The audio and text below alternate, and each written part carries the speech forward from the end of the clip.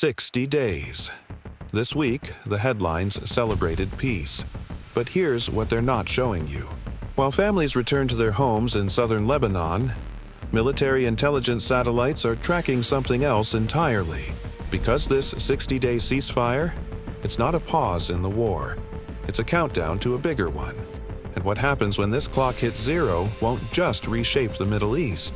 It'll spike oil to $120 per barrel, your gas to $6 a gallon, and force every government on Earth to pick a side. By the end of this video, you'll see exactly how a ceasefire becomes a weapon. 3 traps, 1 timeline, and the clock is already running. Here's what most analysts won't say out loud. At peak operations, over 360,000 reservists mobilized.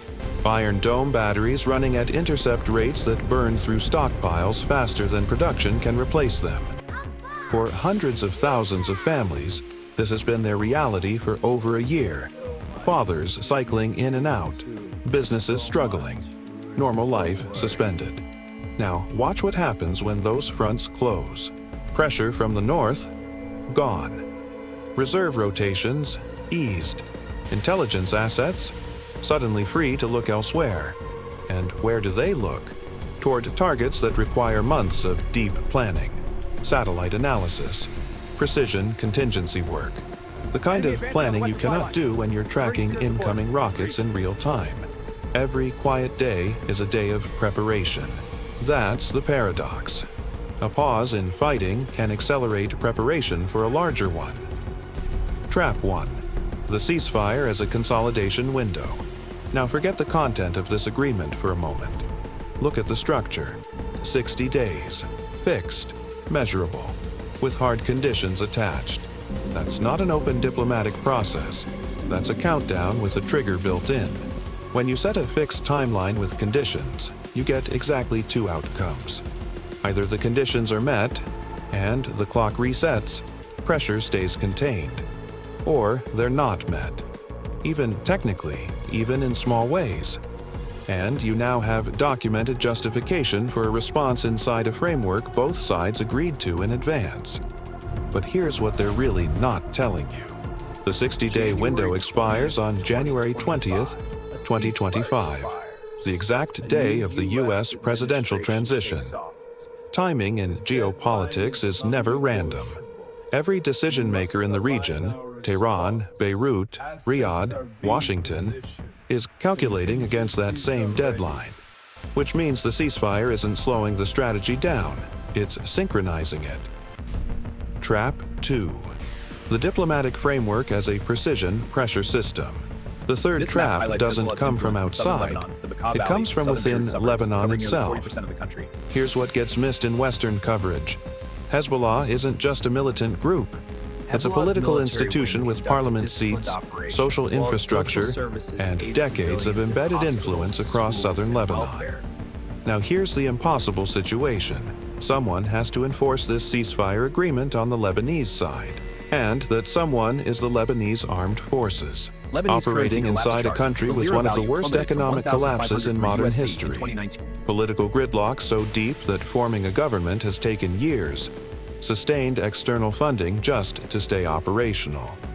Now, ask yourself this.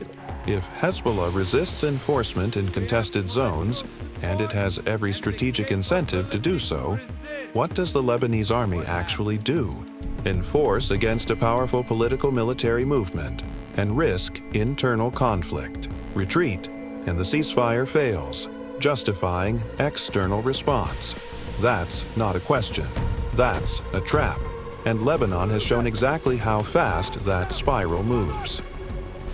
Trap 3. The ceasefire as an internal fracture mechanism. Now step back, look at all 3 layers together.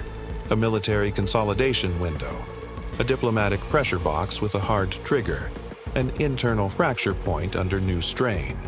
These aren't separate stories, they're one sequence. Phase 1. Reduce active front pressure. Consolidate resources, gather intelligence. Phase 2. Document compliance or violation inside a fixed framework. Build legal justification if needed. Phase 3. Reassess the full regional posture based on what 60 days revealed, right as a new U.S. administration takes power. This is how sophisticated strategic actors operate. Not in single moves, in forced lines where your opponent has no good response, only less bad ones. Ceasefires don't pause strategy. They are strategy. Now zoom out to Iran, because everything converges here. Here's what mainstream analysis misses. Iran's dilemma isn't just military. Its population is watching.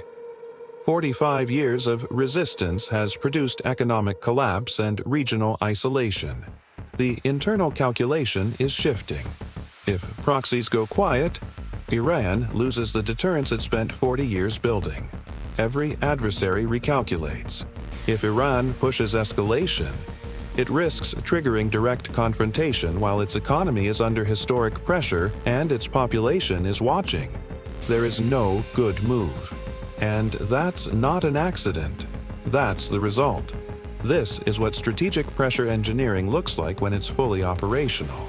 The ceasefire didn't create Iran's dilemma, it crystallized it. Here's exactly what to watch. Signal 1. If Hezbollah violates ceasefire terms before day 30, escalation comes early and fast. Watch southern Lebanon border activity. Signal 2. If Iran moves additional military assets toward its nuclear sites during the window, the consolidation trap just closed. Watch satellite imagery reports. Signal 3.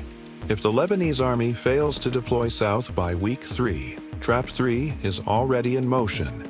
Watch Lebanese internal politics. You don't need intelligence reports. Watch those 3 signals. They'll tell you everything before the headlines do. So let's be clear about what we're actually looking at. Not a peace deal.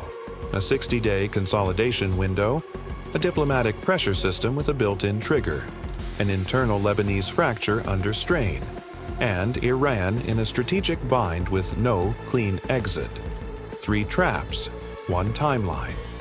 The question was never, is this peace?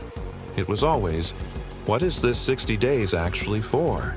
If you want analysis like this, structured, clear, beyond the headline, you're in the right place. Hit subscribe to Strategic Watch. We break down what's really happening while everyone else repeats the talking points. Next, watch what Iran does when the pressure peaks. The 3 scenarios they're planning right now. Link is here.